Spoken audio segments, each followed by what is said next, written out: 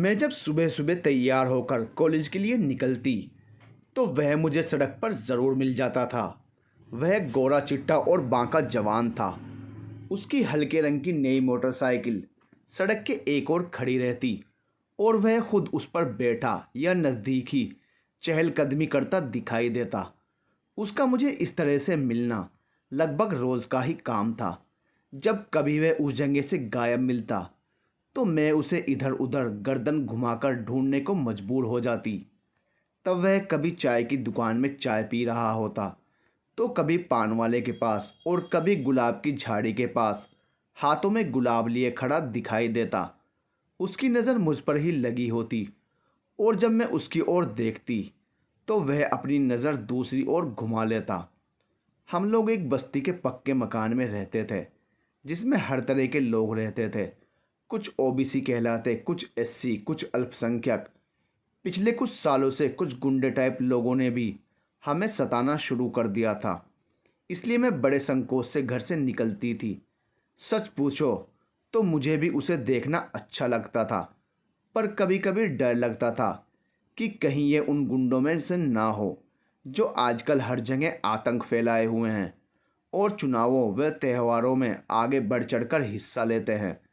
पर उसका रंग ढंग, उसका पहनावा, उसकी शक्ल सूरत और उसकी शख्सियत से मुझे कभी शक भी नहीं हुआ कि वो कोई गुंडा हो सकता है, बल्कि वो तो किसी शरीफ घर का अच्छा पढ़ा लिखा लड़का लगता था।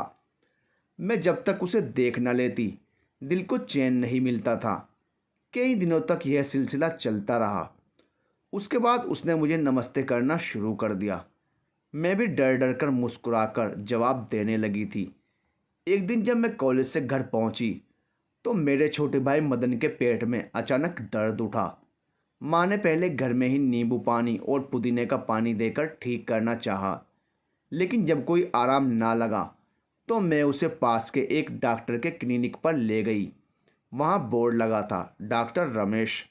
जैसे ही मैं कमरे में गई तो यह देखकर चौंक पड़ी, क्योंकि कुर्सी पर वही मोटरसाइकिल वाला नौजवान बैठा हुआ था। मैं उसे एकटक देखती ही रह गई। वह भी मुझे देखकर हैरान रह गया और बोला, आप आइए बैठिए। हम कुर्सियों पर बैठ गए तो वह आगे बढ़कर बोला, कैसे आना हुआ? मैंने कहा, यह मेरा छोटा भाई है मदन, इसके पेट में सुबह से दर्द हो रहा है। उसने मदन को बिस्तर पर लिटाया और 5-7 मिनट तक उसकी जांच की, फिर बोला, कोई बड़ी बात नहीं है, कभी कभी ऐसा हो जाता है। मैं दवाई दे देता हूँ, आप इन्हें देते रहिए, सब ठीक हो जाएगा। हम दवाई लेकर घर आ गए। जल्दी ही मदन बिल्कुल ठीक हो गया। अगले दिन जब मैं कॉलेज से क्लिनिक गई तो डॉक्टर रमेश मुझे कहीं दिखाई नहीं दिए। मैंने सोचा कि चलो इस आँख मिचौली के खेल का खात्मा हो गया। एक दिन कॉलेज में हमारे सभी पीरियड खाली थे। मैं इसलिए बाज़ार घूमने निकल पड़ी। वहीं पर डॉक्टर रमेश मिल गए। मैंने मुस्कुराते हुए पूछा, मैं आज आपके क्लिनिक गई थी, मुझे आप वहाँ कहीं दिखाई नहीं दिए। आज आप कहाँ थे? वे बोले, मदन कैसा है? अब बिल्कुल ठीक है। वे कुछ देर सोचते रहे, फिर बोले, क्या आप मेरे साथ एक कप चाय पी सकती हैं? ज़रूर, मुझे खुशी होगी। हम दोनों एक रेस्टोरेंट में चले गए और एक जगह बैठ गए। उन्होंने मेरी ओर देखते हुए कहा, आपका नाम निशा है। मैं सवालिया निगाहों से उन्हें देखने लगी और पूछा, आप कैसे जानते हैं? वे हंसे, फिर बोले, आपने अपनी किताब पर जो लिख रखा है। वैसे सबसे पहले मेरी छोटी बहन मधु ने बताया था, जो आपके कॉलेज में पढ़ती है। अच्छा, तो आप मधु के भाई हैं। मैं मधु को जानती थी, वह मुझसे एक क्लास पीछे थी। फिर मैंने उनसे कहा, क्या हर रोज़ इस आँख मिचौली का भेद बता सकेंगे आप? मैंने जानना चाहा। वेटर चाय रख गया था और हम चाय पीने लगे थे। डॉक्टर रमेश धीरे से बोले, बहुत दिनों से मैं इस भेद को खोलना चाहता था, पर हिम्मत नहीं बटोर सका। आज मौका मिला है, पर सोचता हूँ कि आप कहीं बुरा ना मान जाए। मैं चौंक कर उनकी नीली आंखों में झांकने लगी। फिर मैंने संभल कर कहा, जो आप कहना चाहते हैं साफ साफ कहिए। बात यह है निशा जी, जब से मैंने आपको देखा है मैं आपको चाहने लगा हूँ, मैं आपको अपनी पत्नी बनाना चाहता हूँ। क्या आप मेरा ज़िंदगी भर साथ दे सकती हैं? उनकी बात सुनते ही मैं सनसी रह गई। मेरी धड़कनें तेज हो गई थी। मैं कुछ पल चुप रही, फिर बोली, देखो, इस बारे में मैंने अभी कुछ सोचा ही नहीं है। एक तो मेरी डॉक्टरी की पढ़ाई का आखिरी साल है और इम्तिहान सिर पर है। दूसरे, इस मामले में माता पिता की मंजूरी लेना भी ज़रूरी है। अगर आपकी मंजूरी मिल जाएगी तो बाकी सभी की भी मिल जाएगी और हमारे रास्ते में कोई रुकावट नहीं आएगी। यह कहते हुए उन्होंने मेरी राय जाननी चाहिए। मैं धीरे से बस मुस्कुरा दी। हम दोनों ने चाय पीते पीते काफ़ी बातें की और उठकर अपने अपने रास्ते चल दिए।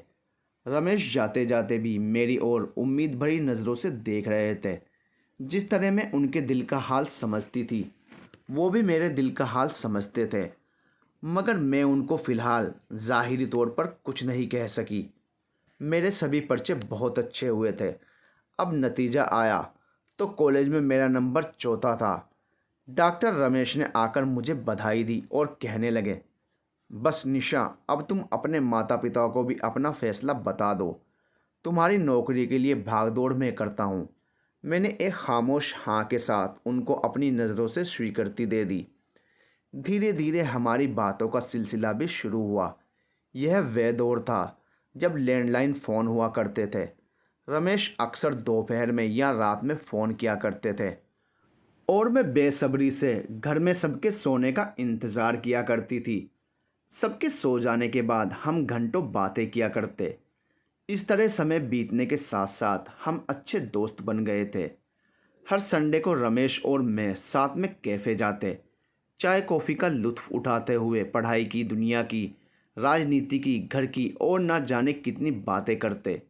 जब मैं उठकर जाती तो रमेश पीछे से मेरे दुपट्टे का कोना पकड़ लेते और उनकी आंखों में मुझे थोड़ी देर और रुकने के लिए एक प्यारी सी रिक्वेस्ट साफ नज़र आती।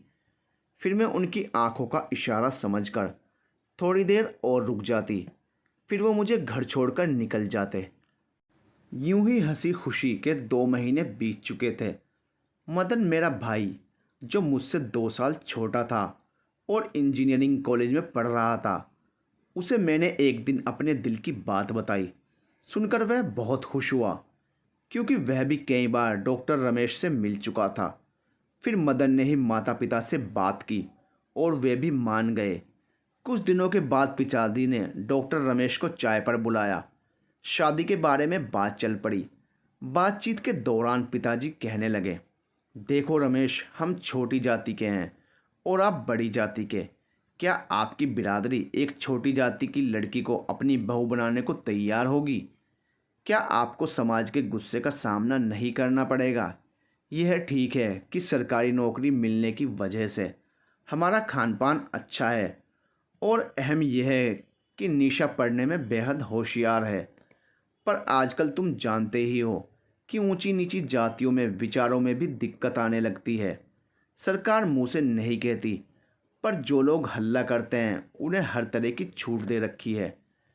निशा को मेडिकल कॉलेज में बड़ी दिक्कतें आती हैं। कम ही लोग उसके दोस्त बनते हैं। मैं जात बिरादरी के ढोंग को नहीं बांधता। डॉक्टर रमेश बोल उठे थे, मुझे किसी की परवाह नहीं है। हम इस बुराई को ख़त्म करने के लिए आगे बढ़ेंगे और हमारी शादी इस दिशा में एक सही कदम साबित होगी। डॉक्टर रमेश इस तरह की बहुत सी बातें करते रहे। ऊंची जाति का होने पर भी उन्होंने इसीलिए हमारे जैसे लोगों की बस्ती में क्लिनिक खोला, ताकि कोई बीमारी से ना मरे। हम डॉक्टर रमेश की बातों को सुनकर बहुत खुश हुए थे। इससे ही अगले महीने डॉक्टर रमेश से मेरी शादी एक कोर्ट में हो गई। उन्होंने गांव से अपने माता पिता और कुछ दोस्तों को भी बुलाया था। शहर आने से पहले हमारा परिवार भी गांव में ही रहता था।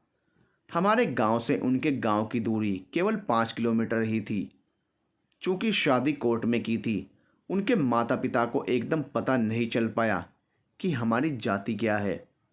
रमेश ने भी इस बारे में अपने घर वालों से कोई जिक्र नहीं किया था, क्योंकि वो मुझे खोना नहीं चाहते थे। शादी के बाद हम लोग बहुत खुश थे। हमारी ज़िंदगी सही ढर्रे पर चल रही थी। पर डॉक्टर रमेश के माता पिता को शादी के बाद पता लग गया कि मैं छोटी जाति से हूँ तो वे कुछ गुस्सा हो गए। वे दूसरे ही दिन गांव लौट गए। फिर क्या था, उनके पूरे गांव में जंगल की आग की तरह यह खबर फैल गई। शादी के बाद जब पहली बार हम गांव गए तो माता पिता बहुत नाराज़ थे, पर रमेश के पैसे और डॉक्टर की डिग्री के आगे ज़्यादा बोल नहीं पाए। हमें देख एक बुज़ुर्ग दूसरे से कहने लगा, देखो भाई क्या ज़माना आ गया है। छोटी जाति के लोग हमारे पास बैठ तक नहीं सकते थे, आंगन में जूते उतार कर चलते थे। अब इन्हीं लोगों की लड़कियां हमारे लड़कों को फंसाकर शादियां करने लगी हैं। हमारी इज्जत तो मिट्टी में मिल गई। दूसरे बूढ़े ने ताना मारा, अरे रमेश, क्या तुझे अपनी बिरादरी में कोई लड़की नहीं मिली? रमेश चुप रहे, पर मैं जानती थी कि यह कैसा समाज इंसानों के बीच दीवारों को हटाने की जगह और बना रहा है। आखिर यह ऊंच नीच का भेदभाव कब तक जारी रहेगा? रमेश मुझे समझाने लगे, निशा, तुम इन लोगों की बातों का बुरा मत मानना। गांव वाले अनपढ़ और गंवार हैं जो समझाने पर भी नहीं समझते। अब तो ये लोग व्हाट्सएप वगैरह पर खूब जातिवाद फैलाते हैं। इसका तो मुकाबला करना ही होगा। जब लोगों में समझ आएगी तभी समाज में धीरे धीरे बदलाव आएगा। हम कुछ दिन बाद शहर आ गए। कुछ ही महीने गुजरे थे कि मुझे डॉक्टर की डिग्री मिल गई। हम दोनों अब एक ही सरकारी अस्पताल में काम करने लगे। फिर 1.5 साल बाद हमारी बदली हमारे गांव के पास के एक अस्पताल में हो गई। अपने इलाके के लोगों की सेवा करने में हमें बड़ी खुशी होती थी। गांव में रमेश के एक पक्के दोस्त घनश्याम, जो स्कूल में मास्टर थे, उनके घर बेटे ने जन्म लिया। इस खुशी में उन्होंने एक बहुत बड़ा भोज किया। जब खाने का समय आया और चावल परोसे जाने लगे तो हम भी पत्तले लेकर गांव वालों के साथ बैठ गए। पर यह क्या, पूरे के पूरे गांव वाले पत्तलों में अपना अपना खाना छोड़कर उठ खड़े हुए और कानाफूसी करते सुनाई दिए। हम किसी छोटी जाति के साथ बैठकर खाना नहीं खाएंगे, इन्हें बुलाया ही क्यों? मैं हैरान रह गई।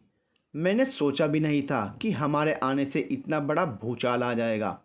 उधर रमेश, घनश्याम और 2-3 समझदार लोग गांव वालों को समझाने लगे, पर सब बेकार।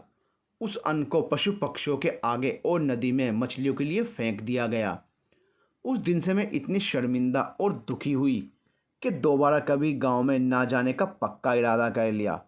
तभी कोविड पैर पसारने लगा था। लोगों को सांस की तकलीफ बढ़ने लगी। 2-3 दिनों में ही पूरा अस्पताल भर गया। कोविड बीमारी ने हमारे गांव को भी अपनी चपेट में ले लिया। पंचायत घर और स्कूल के कमरों ने भी अस्पताल का रूप ले लिया। डॉक्टर कम और मरीज़ ज़्यादा, और डॉक्टरों को भी डर लगने लगा कि उनकी सेहत नहीं बिगड़ जाए। मम्मी पापा को हम अपने पास ले आए। हमने तन मन से गांव वालों की मदद की। गांव के कई लोग जो अस्पताल देर से पहुंचे, मौत के मुंह में चले गए। उनकी लाशों को आग के हवाले किया। जिनकी हालत ज़्यादा ख़राब थी उन्हें शहर के बड़े अस्पतालों में भेजने का इंतज़ाम किया। ऑक्सीजन सिलेंडरों का इंतज़ाम किया। हमसे जो बन पड़ा किया। मैं और महेश दोनों 20-20 घंटे काम करते। बीच में मुश्किल से कुर्सी पर बैठे बैठे सुस्ताते। गांव के लोगों की देखभाल मैं खुद करती थी। उन्हें अपने हाथों से खाना खिलाती थी। जब लोग कुछ ठीक हो गए तो एक दिन खाना खिलाते समय मैंने एक बूढ़े को छेड़ ही दिया। ताऊ जी, आप सभी ने उस दिन मेरे छुए अन्न को खाने से मना कर दिया था, पर आज उनकी गर्दन झुक गई। वे कहने लगे, बेटी, हम बहुत शर्मिंदा हैं और आपसे माफ़ी मांगते हैं। हम सब बराबर हैं, कोई छोटा या बड़ा नहीं है। अब हमें यह बात समझ आ गई है। दूसरा आदमी बोल उठा, बेटी, तुम तो हमारे लिए ज़िंदगी बनकर आई हो। मुझे उनकी बातें सुनकर संतोष हुआ। महामारी पर काबू पाने में तकरीबन 2-3 महीने लगे। इस बीच गांव के सभी लोग दिन रात हमारी तारीफ करते रहते थे।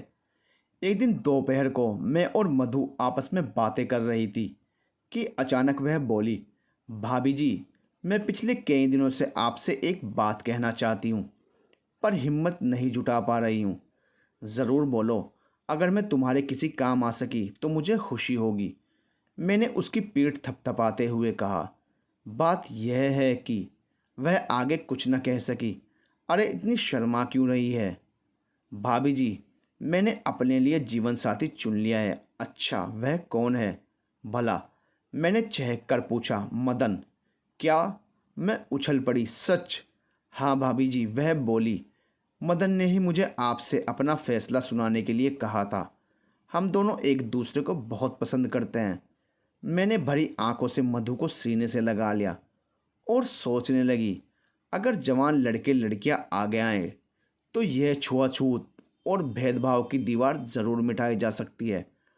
काश हमारे गांव की तरह पूरे देश से इस बुराई का खात्मा हो जाए तो देश तेज़ी से तरक्की कर सकेगा। आखिरकार मेरे सास ससुर ने भी मुझे पूरे मन से अपना लिया। अब मुझे रमेश के साथ साथ घर के बाकी सदस्यों का भी प्यार मिलने लगा और सबका प्यार पाकर हमारा जीवन फल फूलता गया।